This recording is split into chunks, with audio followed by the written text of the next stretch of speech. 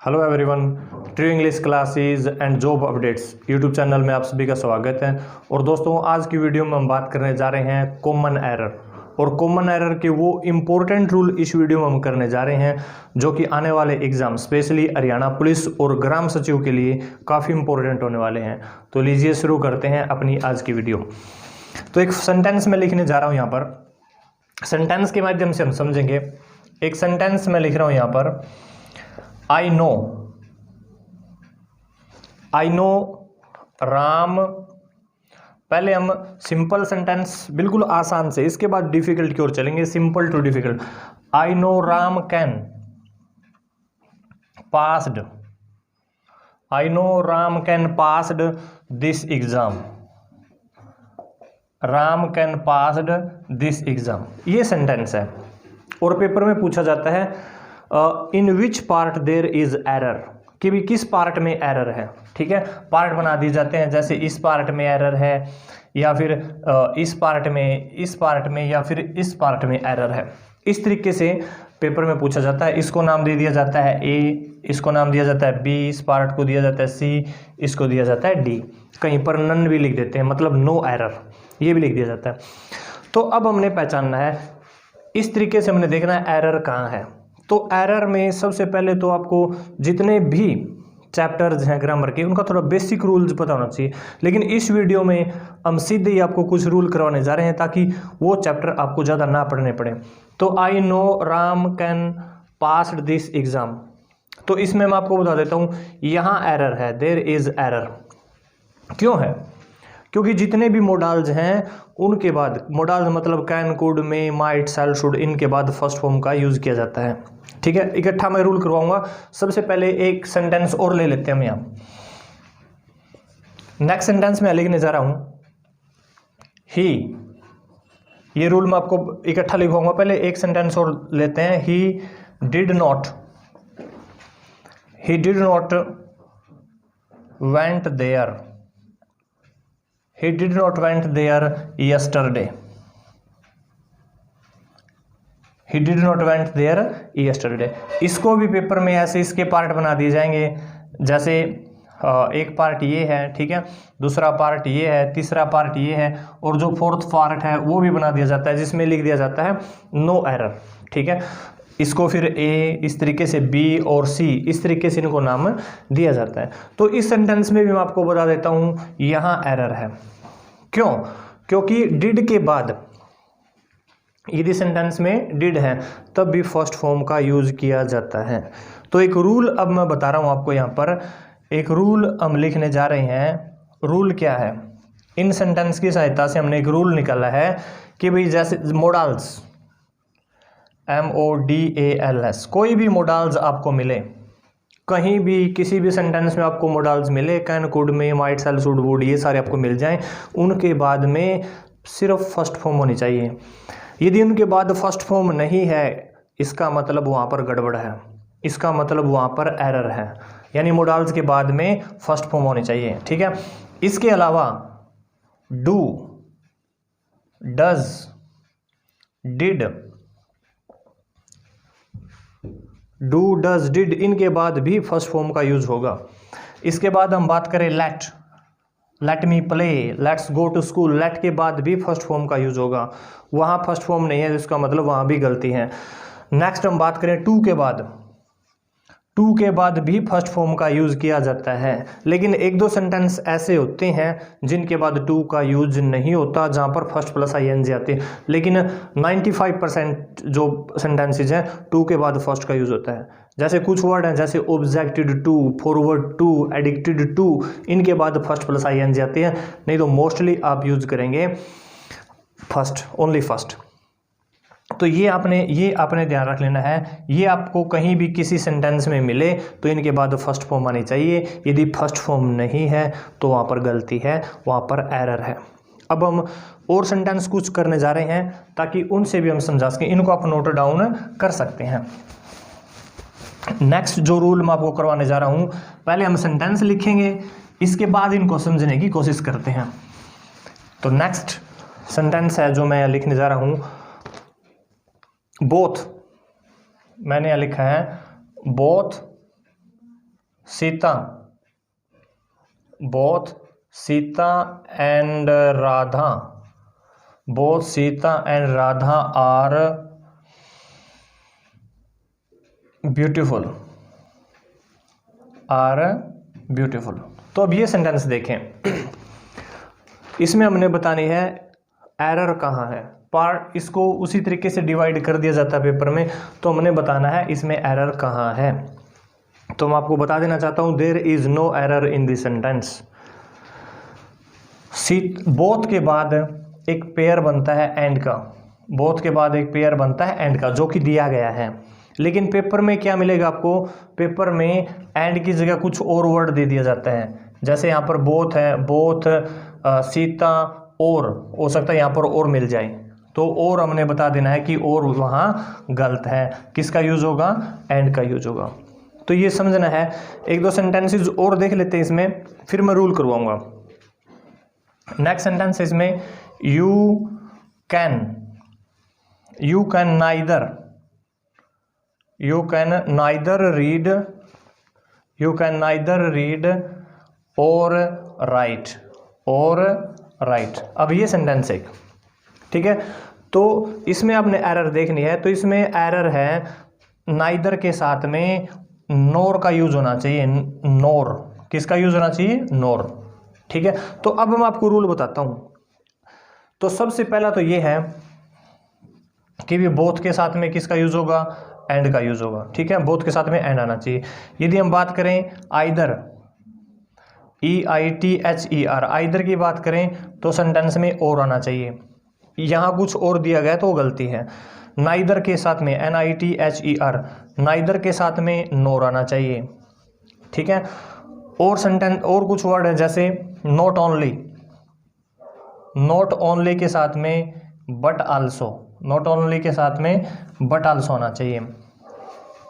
इसके अलावा मैं इसमें एक एरर और बताऊंगा, ये लिखवाने के बाद एक तरीका और बताऊंगा जो कि जरूरी है। नॉट ओनली बट आल्सो, और एक है इसमें नो सूनर जिसके साथ में देन आता है THAN, और पेपर में मिलता है एरर मिलती है THEN मिलता है, यहाँ पर THAN दिया गया है। इसके अलावा यदि हम बात करें हार्डली, HARDLY, और स्केर्सली, SCARCELY, स्केर्सली, इन दोनों के साथ में आता है व्हेन, WHEN, व्हेन। तो ये हमने अच्छे तरीके से समझ लेने हैं, ये पेयर हमने याद रख लेने हैं। एक वर्ड है आल्दो, ALTHOUGH, आल्दो के साथ में आता है येट, ठीक है। कई बार क्या होता है, नो सूनर के साथ में देन तो दिया है, फिर भी एरर है, ये चीज समझना है। कई बार हार्डली के साथ में व्हेन तो है, फिर भी एरर है, वो कैसे, अब वो एक बार हम समझने जा रहे हैं। ये काफी समझना जरूरी है। सबसे पहले तो इनके साथ में ये होने चाहिए, लेकिन फिर भी गलती कैसे हो सकती है वो हम देखेंगे एक बार।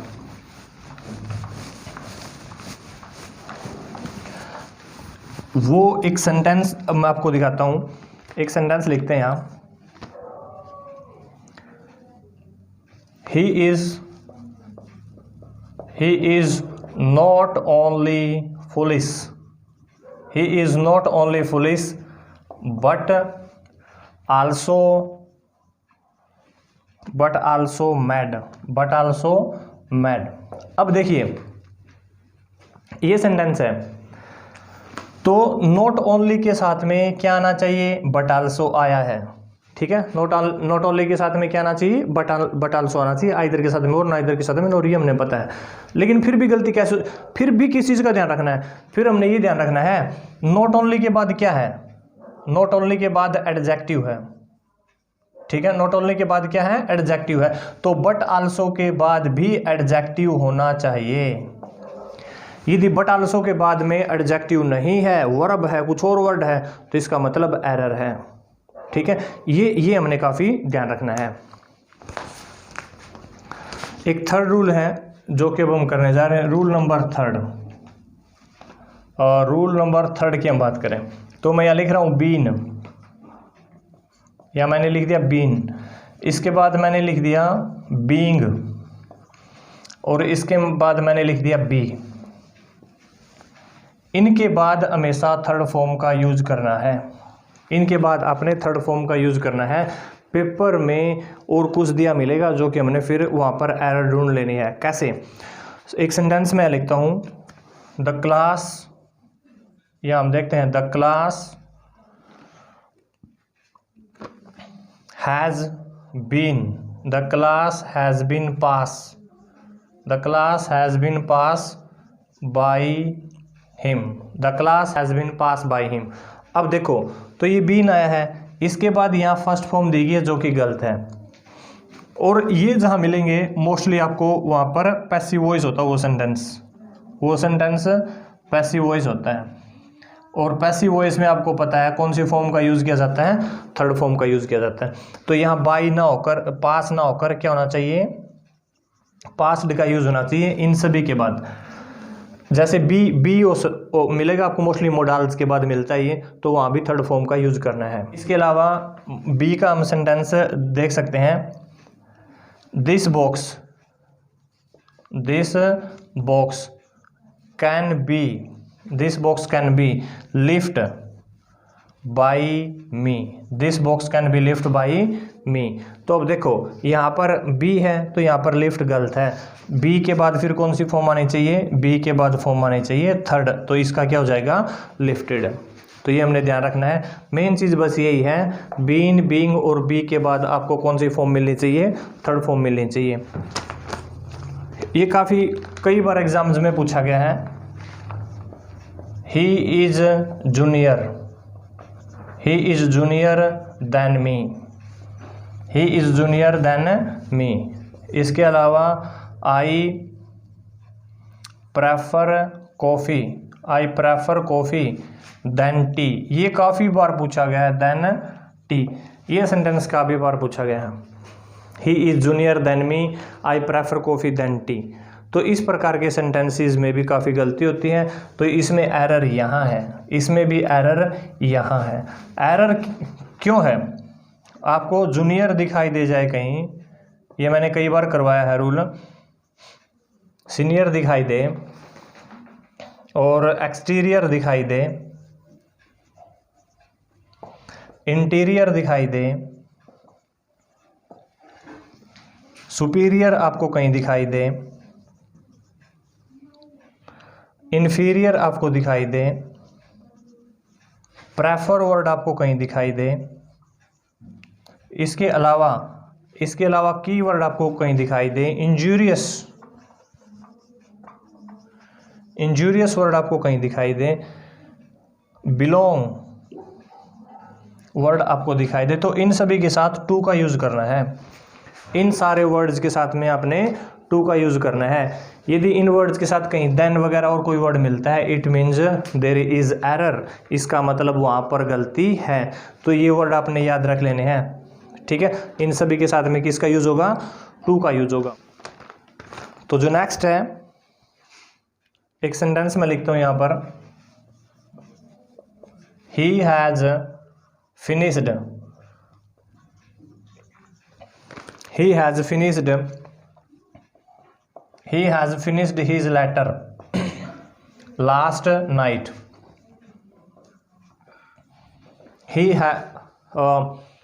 he has finished his letter last night। तो इसमें आप देखो, इस सेंटेंस में देखिए, बताएं आप कहाँ एरर है?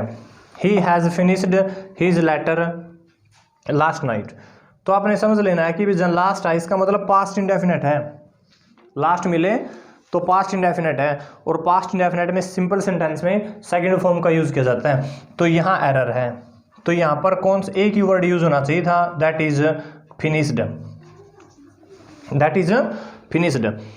तो कैसे पता चले पास्ट इंडेफिनेट है? मैंने कई बार लिखवाया है, लास्ट आपको मिल जाए, ठीक है, इसके अलावा आपको एगो वर्ड मिल जाए, इसके अलावा आपको लॉन्ग एगो मिल जाए, इसके अलावा आपको यस्टरडे मिल जाए। नेक्स्ट जो वर्ड है पास्ट टाइम आपको मिल जाए। पास्ट टाइम का मतलब है कोई बीता हुआ टाइम, जैसे 1947, 1948, तो वहाँ भी आपने सेकंड फॉर्म का यूज़ करना है। हिस्टोरिकल फैक्ट आपको मिल जाए, हिस्टोरिकल फैक्ट, हिस्टोरिकल फैक्ट का मतलब है कोई ऐतिहासिक तथ्य, जैसे Shahjahan built the Taj, Columbus discovered America. तो इस प्रकार की कोई चीज़ मिल जाए तो आपने सीधा बिल्कुल सेकंड फॉर्म का यूज कर देना है। यदि नेगेटिव है तो फिर आपने डिड नॉट फर्स्ट का यूज करना है, नेगेटिव है तो डिड नॉट फर्स्ट का यूज करना है। तो इस जैसे यहाँ हमने पहचान लिया लास्ट है तो सीधा हमने यूज करना है सेकंड फॉर्म का। अब हम बात करने जा रहे हैं नेक्स्ट रूल की।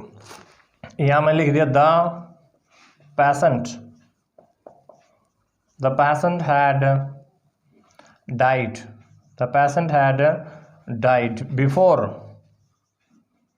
before the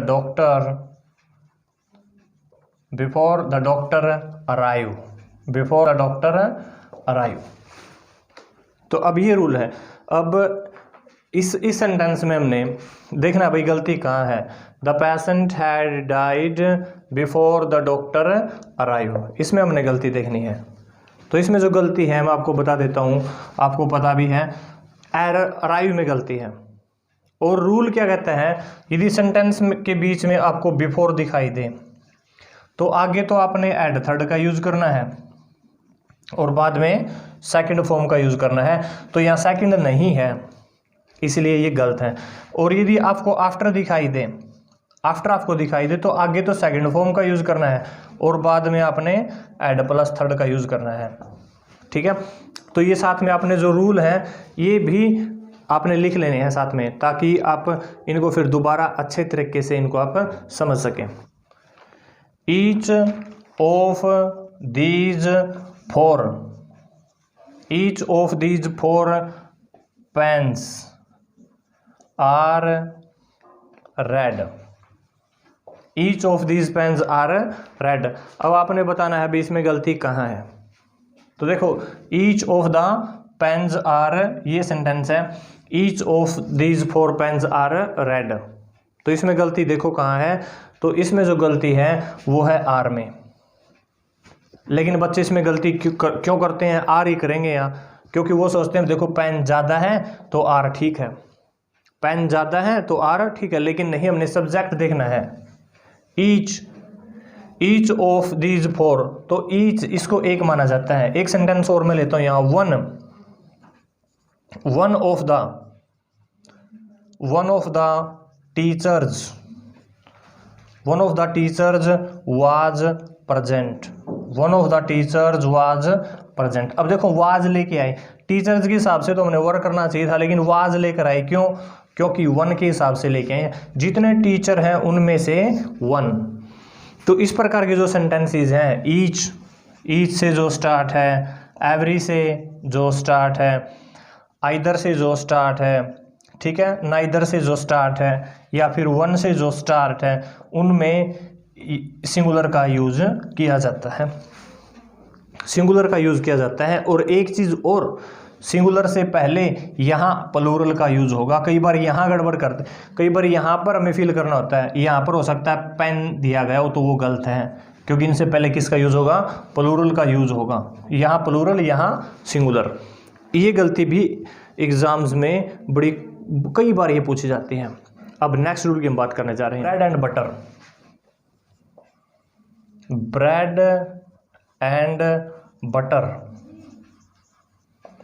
and butter are my favourite, FAVOURIT, are my favourite dish. तो अब देखो ब्रेड एंड बटर, तो इसमें हमने गलती देखनी है, bread and butter are my favourite dish, इसमें कहाँ गलती है आपने ये बताना है। तो इसमें जो गलती है वो आर की है।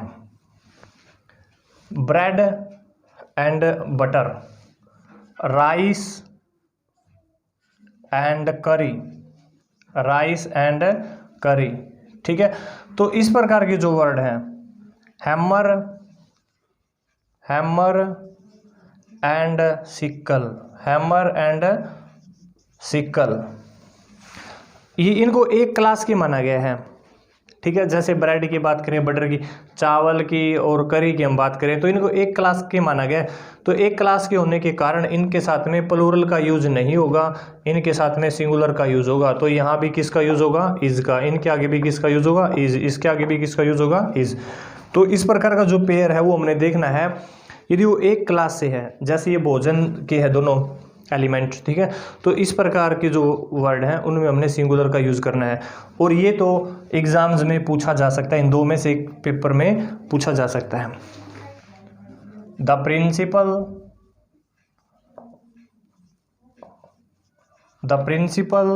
And the secretary, the principal and the SECRETARY,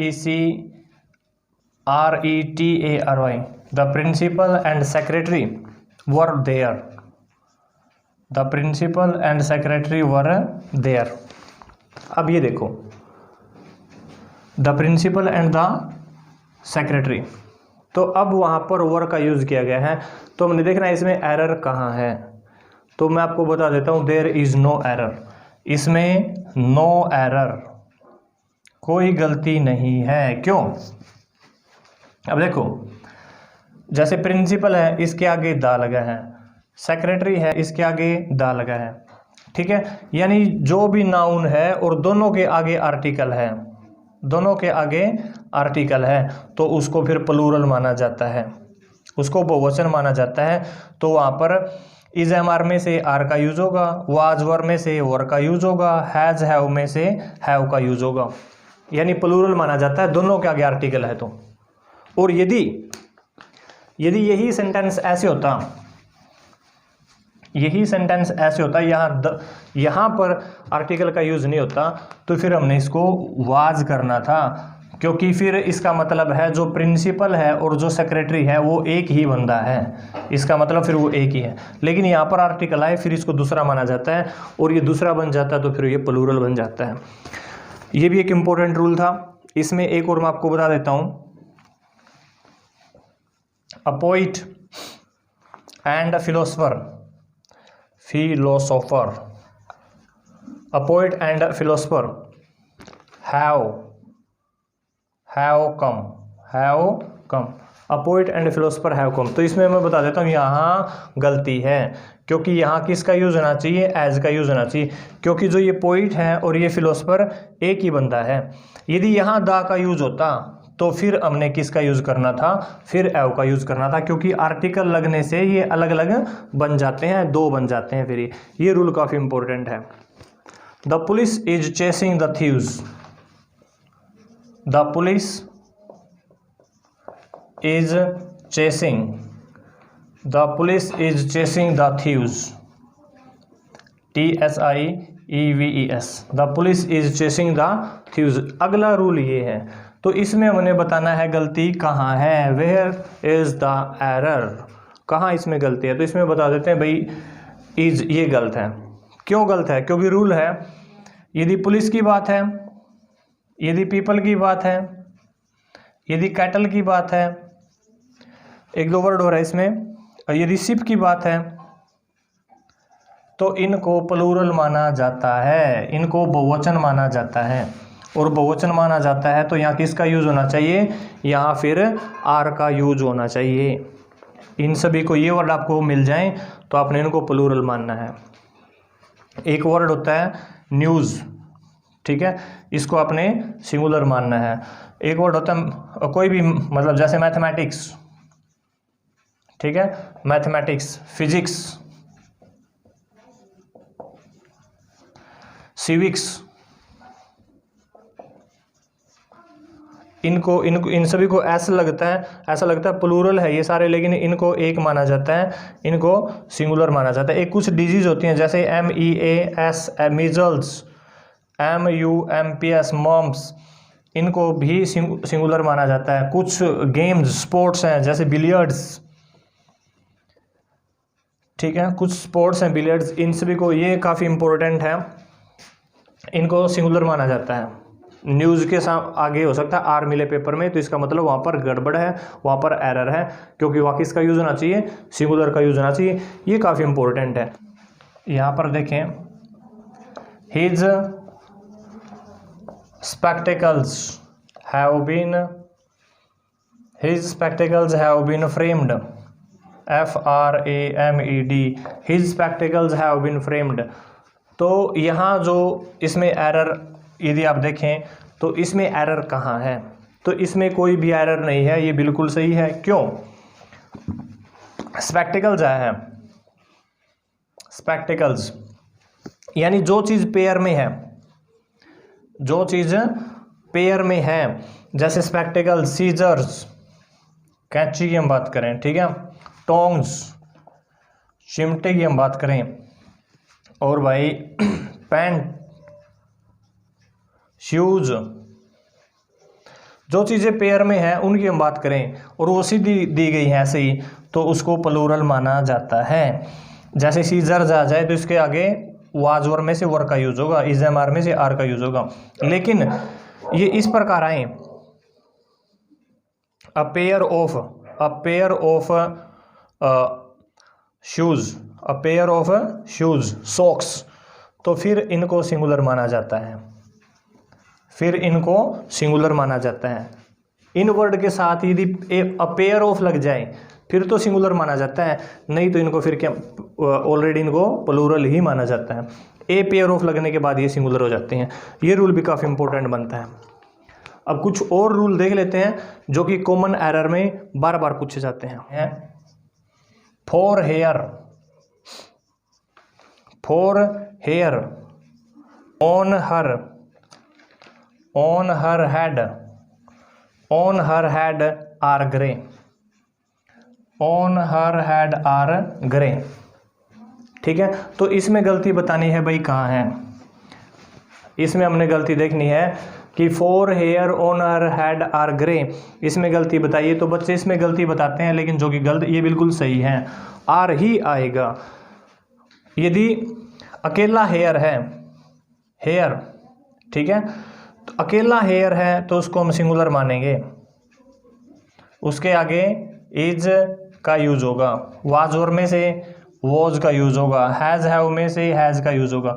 लेकिन ऐसे दिया गया हो अ हेयर यानी वन हेयर, या फिर दिया गया है टू हेयर, टू हेयर, इस तरीके से दिया गया है तो फिर इसको हम प्लूरल मानते हैं। यदि नंबर में दिया गया है हेयर को तो फिर हम उसको क्या मानते हैं, प्लूरल मानते हैं। तो आज का लास्ट एंड फाइनल रूल मैं आपको करवा देता हूं। I know that he can play the cricket. He can play the cricket. ये रूल आज का लास्ट है। तो इसमें आपने बताने है गलती कहाँ है। I know that he can play the cricket, तो इसमें गलती दा में है, क्योंकि आर्टिकल की गलती भी हमने देखनी, क्योंकि कोई भी स्पोर्ट है, कोई भी गेम है, उसके आगे जीरो आर्टिकल का यूज होगा। कोई भी लैंग्वेज है, LANGUAG, कोई भी लैंग्वेज है उसके आगे भी जीरो आर्टिकल का यूज होगा। सीजन है, जैसे समर की बात करें, विंटर की बात करें, उनके आगे भी जीरो आर्टिकल का यूज होता है। इसके अलावा कोई यूनिवर्सिटीज़ है, यूनिवर्सिटीज़ जैसे KUK, MDU, उनके आगे भी जीरो आर्टिकल का यूज होगा। डेज ऑफ द डेज की हम बात करें, संडे, मंडे, ठीक है, उनके आगे भी जीरो आर्टिकल का यूज होता है। इसके अलावा हम बात करें मंथ, यदि हम मंथ की बात करें उसके आगे भी जीरो आर्टिकल का यूज होगा। स्पोर्ट्स की बात है, लैंग्वेज की बात हमने की, और फेस्टिवल की बात करें, लेकिन फेस्टिवल के बाद में हॉलीडेज नहीं लिखा होना चाहिए। यदि फेस्टिवल के बाद जैसे दीपावली हॉलीडेज लिखा हुआ है तो फिर दा का यूज होगा। यदि ओनली फेस्टिवल है तब हमने जीरो आर्टिकल का यूज़ करना है। तो ये रूल था जो कि आपने याद कर लेना है। स्पोर्ट्स की बात है, लैंग्वेज की बात है, सीजन की बात है, इन सभी के साथ में जीरो आर्टिकल का यूज़ होगा। तो आज का जो चैप्टर था ये कॉमन एरर से रिलेटेड था, और कुछ मोस्ट इंपॉर्टेंट रूल हमने करवाए हैं जो कि आने वाले एग्जाम्स के लिए काफ़ी इंपॉर्टेंट है। यदि आपको वीडियो अच्छी लगी है तो जो अपना चैनल है true English classes and job updates, वो आपने सब्सक्राइब करना है और वीडियो को शेयर भी करना है। ये जो चैनल है इंग्लिश के लिए भी आपके लिए हेल्पफुल है, और साथ साथ में जो भी अपडेट आती है HSSC की उसके लिए भी आपके लिए काफ़ी हेल्पफुल है। तो अपना प्यार और सपोर्ट इसी तरीके से बनाए रखिएगा। Thanks for watching, thank you, good bye.